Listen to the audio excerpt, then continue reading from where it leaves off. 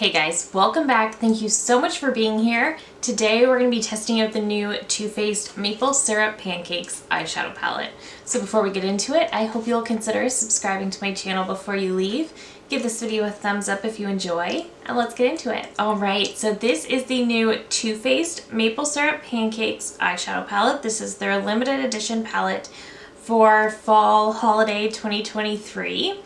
And they do release these limited edition palettes every single year. This retails for $54 US and is currently available at Ulta Beauty. This does have a 12-month shelf life and is made in the US and assembled in the Dominican Republic, which is pretty typical for Too Faced.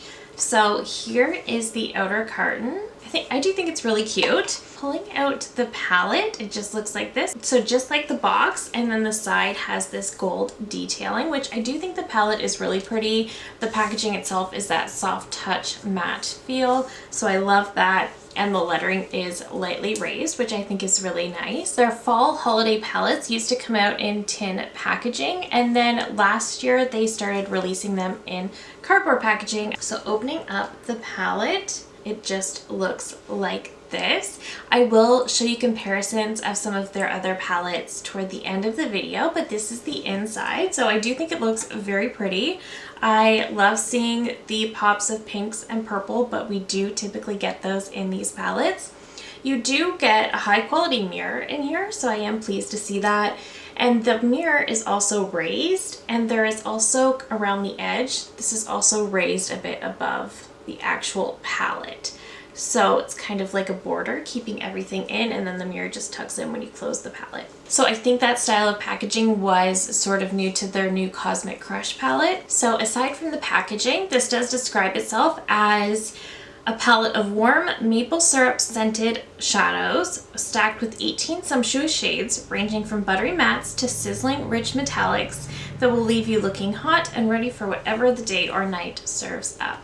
I will say, typically when I open one of these palettes, I can definitely smell whatever it is they're going for. This one, I very, very lightly get a scent, if at all, and I have to be looking for it. So if you're somebody who doesn't like scented makeup, I really don't think the scent on this is very strong at all. Let's quickly look at some swatches, and then we will do two different looks. I will show you a couple of comparisons towards the end, and then I will share my final thoughts. Alright, so let's look at some swatches. I do have some initial thoughts. So here is the palette. They definitely swatched a little better than I expected.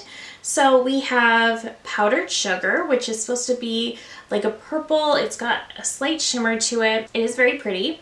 Then we have Breakfast in Bed, which is also very pretty. It looks a lot more shimmery in the palette than an actual swatch. It does also have a bit of a blue shift to it. Then there is Flapjack, Fork Yeah, Blueberry Jam, Maple Syrup, and Serve Hot. Then there is Get Sticky, which I think might be my favorite shade in the palette. Sleepin' In, Side of Fruit, Hazelnuts, Brunch Bubbles.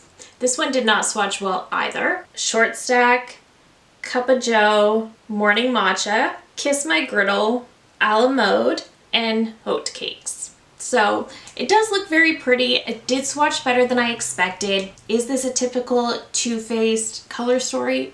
Absolutely. I do still think there are some really pretty shades in here, so I am still excited to play with it. Okay, so I just have concealer and powder on my eyes since I'm just going to be doing two different looks. I think I might grab Powdered Sugar, and I'm going to use it as a crease shade. This shade does have a lot of little micro shimmer to it, but in swatch you kind of lost all the glitter. It's one of those more sequiny shades. It's really not giving much on the eye. On the eye, I'm not getting any pigment at all except some stray glitters. So I'm going to scrap that plan really quickly. I'm going to go in to Flapjack, and I'm going to start by dusting this one into the crease a little bit. I wanted something a little bit lighter for this, but this will definitely do. And this shade is blending quite nicely. I do think it's quite pretty. As I was swatching these shades as well, I was starting to experience the maple syrup scent a little bit more, so I should add that in there as well. I was getting some of it. I think that might be the most I'm going to get out of that shade. I want to take the shade Get Sticky because this was my definitely my favorite shade when I was swatching these out. I'm gonna start trying it on a brush, but I suspect I will need to, oh. Okay, so we got a ton of fallout, but it is applying with a brush. Okay, let me try it with a finger to see if that, okay, definitely more impact with the finger. I do think that's really, really pretty actually. I do want a bit more depth and dimension, so I'm gonna take Serve Hot on the outer corner, and I'm going to use this to give us a little bit of depth in the outer corner. Yeah, that's nice. And typically I find whenever I'm not getting along with the Too Faced formula, often enough you absolutely have to spray the brush to get the shimmers to pick up. I'm not finding that with this one. I'm finding that it might help with the fallout situation to spray the brush, but I'm not actually needing to. I'm gonna grab Brunch and Bubbles for the inner portion of the lid, just on a finger.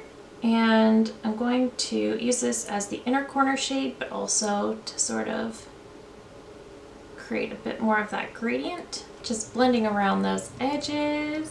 Okay, I'm pretty happy with how that turned out. Let me pop on some mascara and then I'll show you how this looks, and then we'll get into look number 2. All right, so here is look number 1 with mascara. And I really do like this look. I think this is definitely one that I would wear anytime. I think it's really pretty. I think all of the shades performed really well.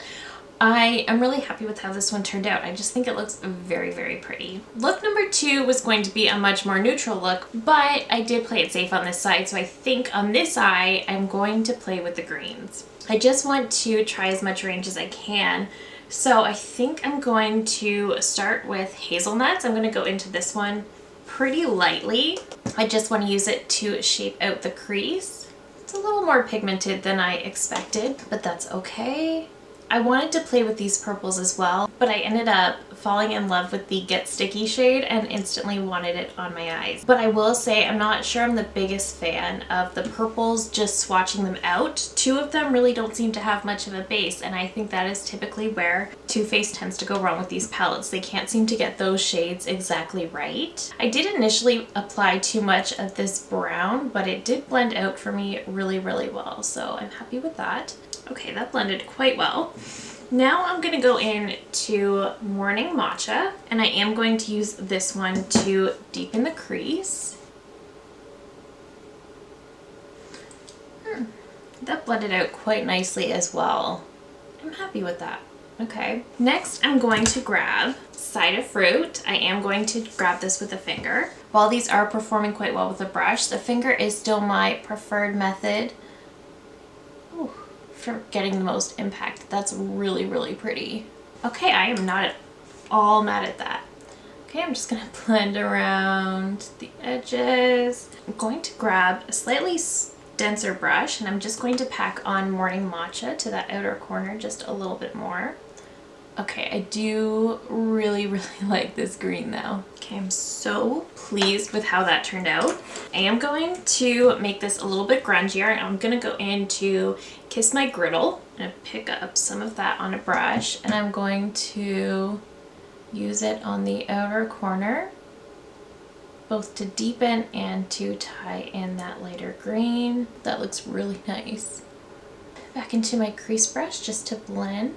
Okay, I think I want to grab just a little bit of Brunch Bubbles again for that inner corner, and then just bring it up a little bit to meet with that main lid shade.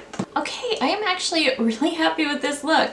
Let me pop off camera, add some mascara, and then I'll be right back to share my final thoughts. All right, so here are the 2 final looks. The first one definitely went to that more pinky rosy side. I really, really like it. That one shade I just fell immediately in love with. The green side pleasantly surprised me. So I didn't know exactly what I was going to do for the second look, because this look turned out a little more pinky rosy than I meant to. I definitely intended to play with these purples, but once I did this look, I felt like that would be a little too much. And something about the greens were calling to me, and I'm so glad they were, because I think they're so pretty.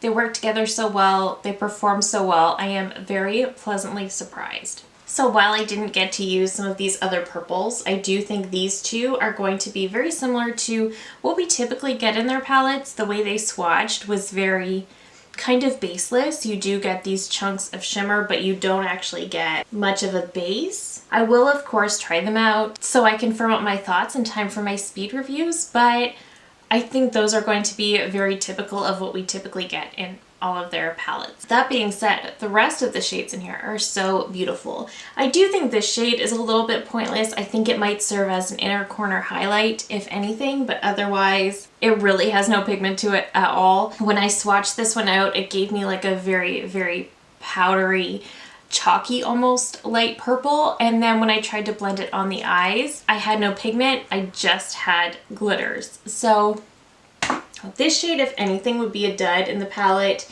I am looking forward to trying out the classic neutral browns as I do, but I also want to play with these purples a little bit more to get to know them better. The shades I did play with, other than this one here, all impressed me very, very much. So this was a really pretty crease shade. I found the mattes were very blendable, very easy to work with. They were buildable and very easy to blend out if I added a little bit too much. Then when I went into this shade here, which is Get Sticky, I knew as soon as I swatched this shade, I wanted to play with it. It just looks so beautiful.